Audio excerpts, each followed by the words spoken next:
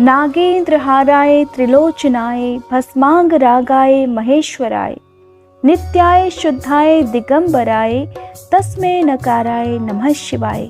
आप सभी का मेरे YouTube चैनल पर हार्दिक स्वागत है। आज मैं आपको सुनाऊंगी सोमवार व्रत कथा। लेकिन आज की कथा प्रारंभ करने से पहले मैं आपको बता दूं कि आज से आप मेरे चैनल पर श्रीमद् भागवत महापुराण की कथाएं भी सुन सकते हैं। आज की कथा प्रारंभ करने से पहले आप सभी से अनुरोध है, कमेंट बॉक्स में भोलेनाथ की जय जरूर लिखिएगा। हे भोलेनाथ, इस कथा को कहने सुनने और हुंकारा भरने वाले सभी भक्तों की रक्षा करना, उनकी सभी मनोकामनाएं पूर्ण करना। आइए सुनते हैं। पौराणिक कथा के अनुसार एक बार अमरपुर नगर में एक धनी व्यापारी रहता था। धनी होने के साथ साथ वो बहुत दयालु भी था और जरूरत पड़ने पर वो लोगों की मदद भी किया करता था। उसके व्यवहार से उस नगर के सभी लोग और व्यापारी उससे बहुत प्रसन्न रहा करते थे और सभी उसका मान सम्मान भी करते थे। लेकिन इतना सब कुछ होने पर भी वो व्यापारी बहुत दुखी रहता था, क्योंकि उसका कोई भी पुत्र नहीं था। व्यापारी और उसकी पत्नी को दिन रात एक ही चिंता सताती रहती कि उनकी मृत्यु के बाद उसके इतने बड़े व्यापार और धन संपत्ति को कौन संभालेगा। व्यापारी भगवान शिव की नियमित पूजा करता था। वो भगवान शिव पर अटूट श्रद्धा रखता था। इस प्रकार एक दिन किसी ने व्यापारी को बताया कि वो हर सोमवार भगवान शिव की पूजा करने के साथ साथ उनके लिए व्रत भी रखा करे, जिससे भगवान शिव उन्हें पुत्र की प्राप्ति का वरदान अवश्य देंगे। इस प्रकार वो व्यापारी हर रोज भगवान शिव की तो पूजा करता ही था, अब उसने सोमवार को व्रत करना भी प्रारंभ कर दिया। शाम होने पर व्यापारी शिव मंदिर में जाकर भगवान शिव के सामने घी का दीपक जलाया करता था। इस प्रकार व्रत करते करते काफी दिन बीत गए और व्यापारी की भक्ति को देखकर एक दिन माँ पार्वती ने भोलेनाथ से कहा, हे प्राणनाथ, ये व्यापारी आपका सच्चा भक्त है और कितने दिनों से ये सोमवार का व्रत और पूजा नियमित कर रहा है। हे भगवान, आप कृपा करके इस व्यापारी की मनोकामना जरूर पूरी कीजिए।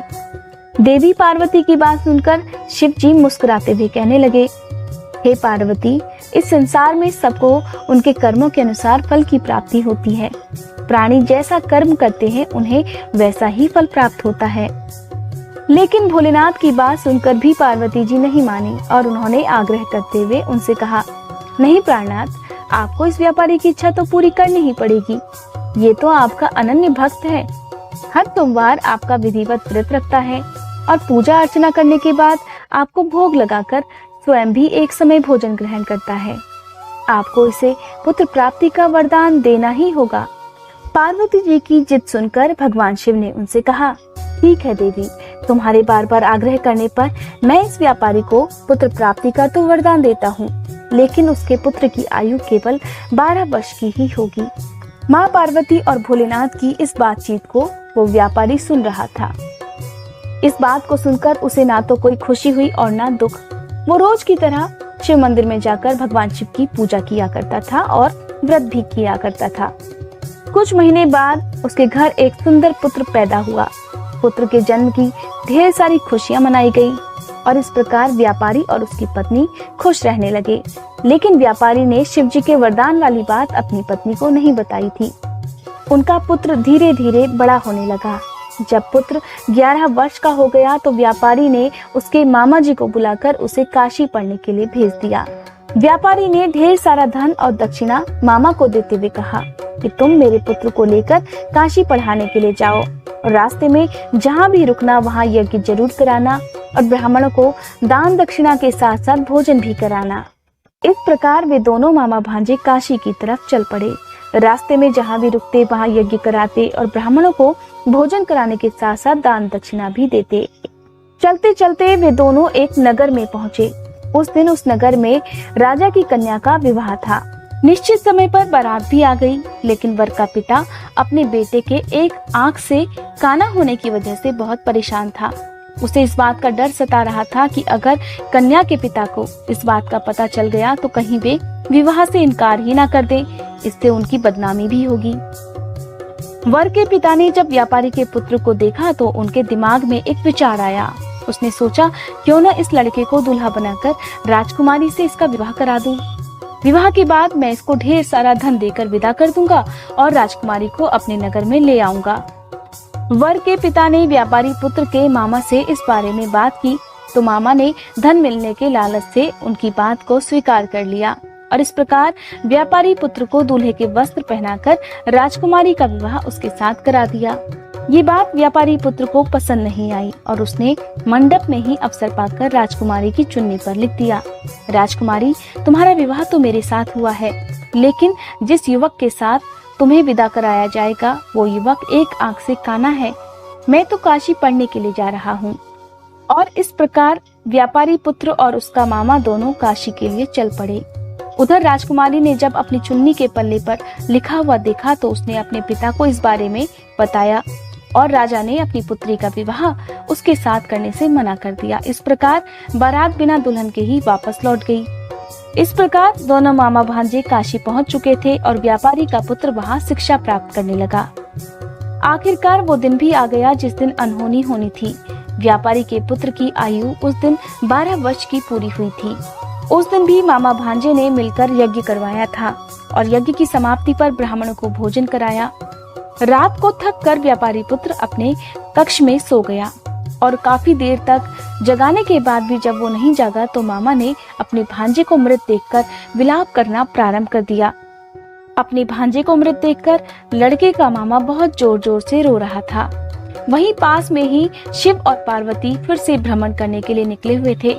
जब देवी पार्वती ने लड़के के मामा का रोना सुना तो उन्होंने भगवान से कहा, हे प्राणनाथ, मुझे इस व्यक्ति के रोने का स्वर सहन नहीं हो पा रहा है। इसे क्या कष्ट है, कृपया करके आप इसके कष्ट को दूर कीजिए।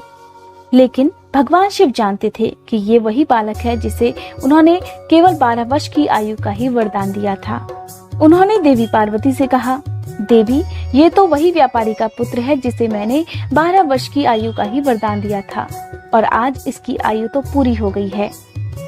अब देवी पार्वती ने फिर से भोलेनाथ से आग्रह किया। उन्होंने कहा, हे प्राणनाथ, आप इस लड़के को जीवित कर दीजिए, नहीं तो इसके दुख में इसके माता पिता भी अपने प्राण त्याग देंगे।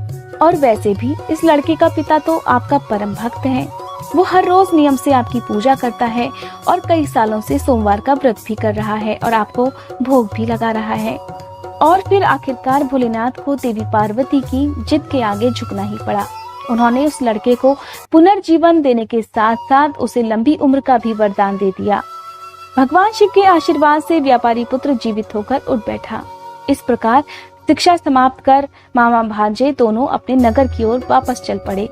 चलते चलते वे दोनों उसी नगर में जा पहुँचे जहाँ पर व्यापारी पुत्र का विवाह हुआ था।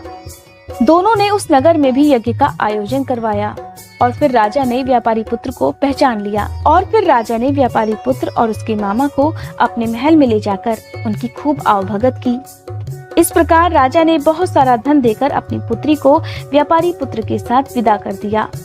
उधर कई वर्ष बीत जाने के बाद भी व्यापारी भगवान शिव की नियमित पूजा करता रहा और वो अपने पुत्र और उसके मामा के आने का इंतजार कर रहा था।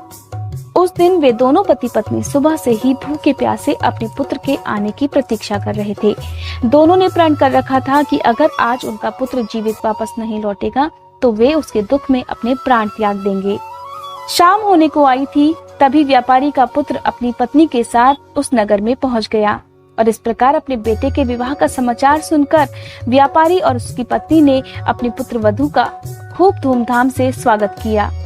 अपने पुत्र को सही सलामत देखकर दोनों पति पत्नी बहुत खुश थे। उसी रात को भगवान शिव ने व्यापारी के सपने में आकर उससे कहा, हे श्रेष्ठी, मैंने तेरे सोमवार के व्रत करने और व्रत कथा सुनने से प्रसन्न होकर तेरे पुत्र को लंबी आयु प्रदान की है। और इस प्रकार स्वप्न में भगवान शिव के दर्शन कर वो व्यापारी बहुत प्रसन्न हुआ और उसने नियम से भगवान शिव की पूजा करनी प्रारंभ कर दी थी। इस प्रकार पुत्र और पुत्र वधू ने भी भगवान शिव की पूजा करना और व्रत करना प्रारंभ कर दिया था। कहा जाता है कि सोमवार के दिन जो भी भक्त भगवान शिव की विधिवत पूजा करता है और इस व्रत कथा को सुनता है, भगवान शिव उनकी सभी इच्छाएं पूरी करते हैं। प्रेम से बोलिए शंकर भगवान की जय।